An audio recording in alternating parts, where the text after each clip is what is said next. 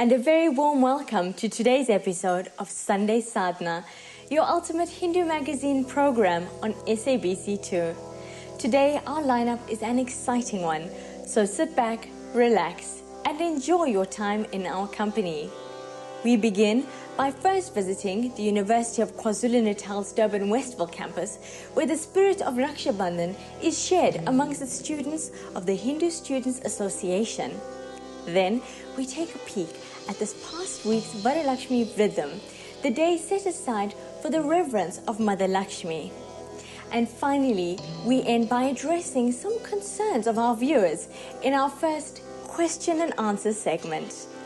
As Hindus, the festival we all grew up observing is Raksha Bandhan, the day when sisters adorn the wrists of their brothers with the sacred thread of protection, or Rakhi.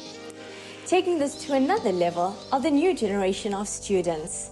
And Sunday Sadhana recently observed a unique puja at the prayer hall of the Hindu Students Association at the Durban Westville campus. As young people in the campus environment, when I first went to university, we're exposed to so many new things. There's freedom to make your own choices. You can go where you want to go and do what you want to do. It's a big adjustment. If you're going from school to university, it's like two different worlds. And sometimes you think I can't cope because it's pressure, it's work. The festival of Raksha Bandhan was recently celebrated by the Hindu Students Association of the University of KwaZulu-Natal's Durban Westville campus amidst much enthusiasm and excitement. In this modern world we live in, we now take our neighbors and friends as our brothers as well.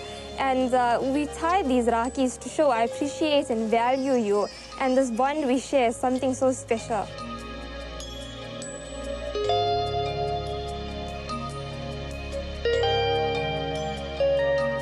To receive a Rakhi from somebody who's not really my biological sister, I feel really honored that I could give her the support of a brother and that we have a relationship filled with so much of respect.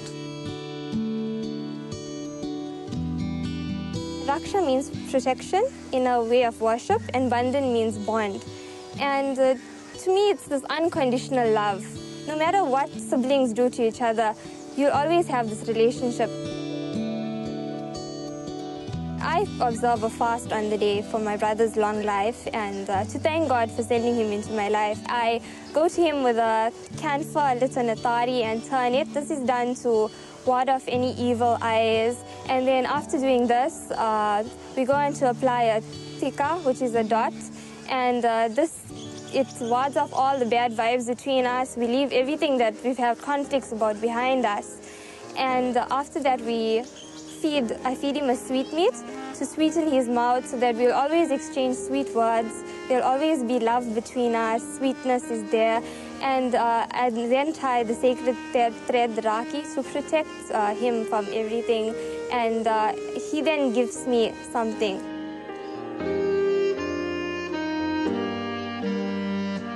It's nice to know that you have somebody who you can call your own, somebody who you make your own. That's what festivals are about, the essence of relationships. And this one festival is one of the relationships that are very important in the world.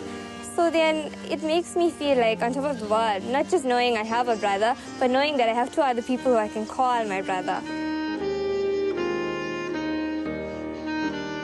With small steps, we have certainly grown. And I never imagined it would become so big as it is today. Once we joined the HSA, slowly it brought some direction into life. I joined last year, and it was quite touching for me because I always wanted to be a part of something.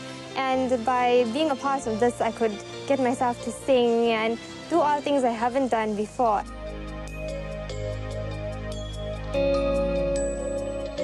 I feel we're really privileged to be the only campus in South Africa which has a Hindu temple on it. When we have a temple there at campus now that we use, sometimes all we need is some silent sitting to clear our mind and to find ourselves. Every other place on campus, even the library, can be a bit distracting. But the temple, I find, give me very peace of mind and it's very quiet, so you can concentrate. That 1 hour a week really helps you for the whole week, because you're sitting there on Monday thinking, yes, Friday is satsang.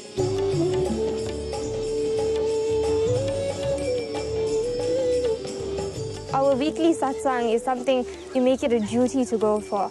And it's you introducing this prayer into your normal daily routine, but it's this one day where we make time to go and pray.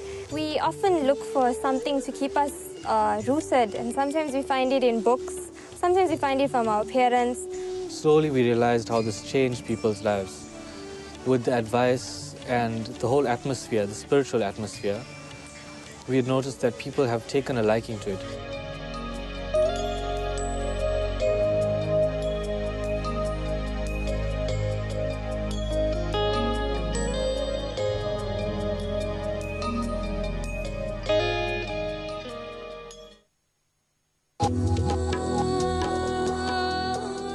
Adorned in a magnificent red sari and seated on the sacred lotus flower, Mother Lakshmi is given the majestic position in the Hindu pantheon as being the goddess of longevity, prosperity and good fortune.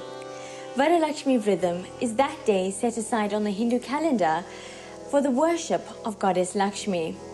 Today, we witness the observance of this auspicious day in accordance with traditional Hindu customs. In Hinduism, Mother Lakshmi is recognized as the goddess of both material and spiritual prosperity. She is revered on a regular basis, and the lamps placed in Hindu homes is a symbol of her divine presence. Varalakshmi occupies pride of place in the Hindu pantheon. If one has to look at her, draped in a resplendent red sari, bedecked with gold jewelry, and seated on a red lotus, the image of Lakshmi adorns most Hindu homes and business establishments. When you look at Goddess Lakshmi, there is an aspect of her that needs to be understood, and this concept of Ashta Lakshmi. Ashta means 8, so the 8 different aspects of Goddess Lakshmi.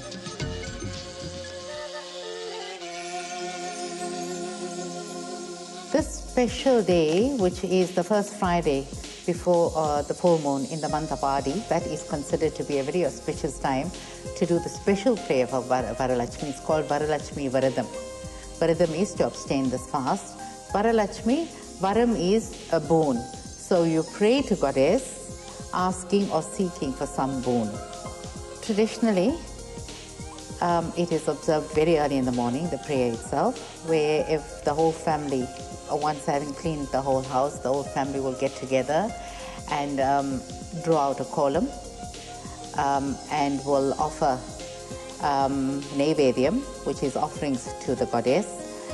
Mother Lakshmi is the bestower of bliss, of peace, of happiness, and of well-being in the home.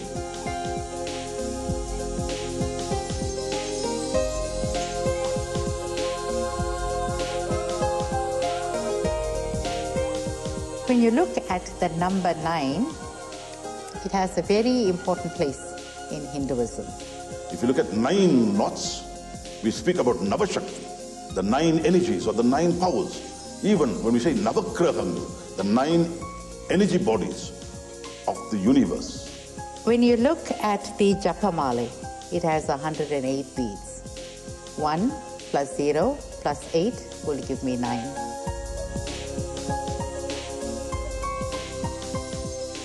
The wearing of the string must be to us a constant reminder of the presence of God. And it should also reflect to us what our real purpose on this manifested world is. Varalakshmi Varadham is a prayer not just for material wealth, but for the acquisition of spiritual wealth as well.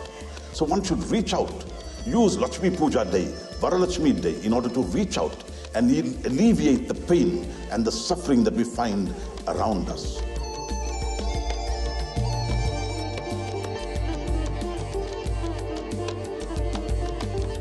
Thank you for sharing your time with us today and for your positive feedback on our Sunday Sadhana Facebook group. Many viewers have posed questions relating to our faith. some philosophical, while others appear quite simple. Helping us on our spiritual journey are our learned elders and gurus. And today we conclude Sunday's sadhana with Sadhu Rangarajan, who explains to us why we pray with our palms held together. Enjoy. Until next week, Namaste.